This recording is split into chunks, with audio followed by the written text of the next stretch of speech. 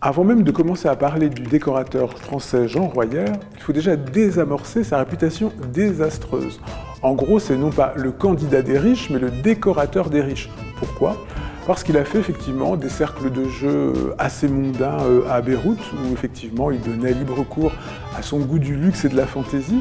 En même temps, le canapé boule de 1947 que nous avons ici est en fait quelque chose qui est devenu un mythe un peu à la manière des top modèles. Vous vous souvenez, dans les années 90, on a commencé à s'intéresser aux top modèles quand on s'est rendu compte qu'elles gagnaient beaucoup d'argent. C'est la même chose pour le canapé boule. Pendant longtemps, on a pensé que c'était une des fantaisies de l'univers un peu falbala de Jean Royer. Et puis finalement, on s'est rendu compte que dans les ventes aux enchères, le canapé boule défonçait le plafond d'enchères. Et alors ce qui est amusant quand on fait ce parallèle avec les top modèles, c'est que dans les magazines dans les années 90, si vous alliez chez Stéphanie Seymour et un peu plus tard chez Ellen Macpherson, vous tombiez sur le même canapé boule, en général assorti à un tableau de Basquiat, que ce soit en Floride ou à New York. Dans le monde américain des gens qui collectionnent, dans un monde assez huppé, c'était devenu un peu comme la chaise de Jean Prouvé chez un cadre supérieur CSP+ d'aujourd'hui. Sauf qu'il n'y a jamais eu d'édition du canapé boule. En 1947, Jean Royer ne se dit pas « je vais faire un canapé qui va rester dans l'histoire », bien évidemment que non. Il se dit tout simplement « j'ai besoin de faire un canapé pour meubler le salon de sa mère ». Rue du Faubourg Saint-Honoré, elle avait besoin d'un intérieur complet et c'était vraiment son travail. Ce canapé n'a pas eu pour lui plus d'intérêt que les lampes, que la couleur du tissu au mur, c'est un élément dans un ensemble total. En fait, il repose sur une structure extrêmement complexe.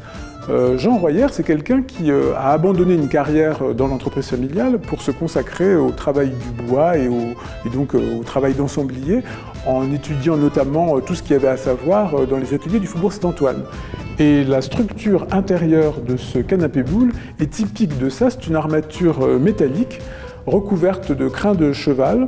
Et en fait, le tissu, donc jaune qui lui a donné ce surnom de canapé banane, est un tissu en velours déjà italien, puisque déjà à l'époque, on pensait que c'était les producteurs italiens qui faisaient le meilleur tissu, et notamment le velours. Le velours a la particularité de bien, intensifier les couleurs. Après avoir réalisé le canapé boule pour l'intérieur de sa propre mère, Jean Royer l'expose en 1947 à l'exposition La Résidence française. Mais après ça, le canapé boule ne sera jamais édité. Donc, designers et architectes ne peuvent que travailler sur les brisées de boules, faire des sièges accueillants, confortables, un peu dans le même genre. En fait, il n'en a été produit que 150 ensembles sofas de fauteuils, 150 sofas seuls ou 150 fauteuils seuls. Finalement, le canapé boule, c'est déjà jamais qu'un élément parmi d'autres dans un ensemble qu'à chaque fois reproduit Royer. Royer, finalement, c'est quelqu'un qui, en matière de décoration, est un ensemblier qui, au fond, fait une sorte de symphonie. Et finalement, leur raison d'être au départ, parce que le plus important pour Royer, c'était surtout de créer des univers où ce soit un peu comme dans un restaurant, où même si vous arrivez tête baissée, vous ferez de toute façon une entrée, parce que le décor autour de vous est une espèce d'ode au luxe et à la fantaisie, et c'était, je crois, la chose auquel Royer était le plus attaché.